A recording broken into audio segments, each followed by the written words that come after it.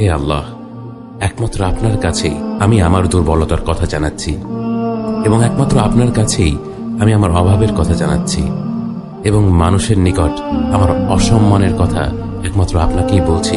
হে আরহামার রাহিমিন, আপনিই তো প্রতিটি দুর্বল ব্যক্তির রব, এবং আপনিই আমার রব। আপনি কার কাছে আমাকে ছেড়ে দিলেন? এমন অচেনা মানুষদের কাছে যারা আমার ক্ষতি করতে চায়, নাকি এমন শত্রুর কাছে যাকে আপনি আমার চেয়ে অধিক শক্তি দিয়েছেন? হে আল্লাহ, যদি আপনি আমার উপর রাগ না করে থাকেন তাহলে এর কিছুতে আমার কিছু আসে যায় না, কিন্তু আপনার আশ্রয় পেলে আমার পরিস্থিতি আরেকটু সহনীয় হবে।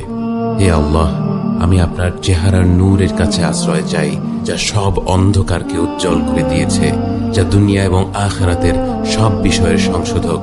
আল্লাহ, আপনার রাগ এবং অসন্তুষ্টি থেকে আমি রেহাই চাই। আল্লাহ,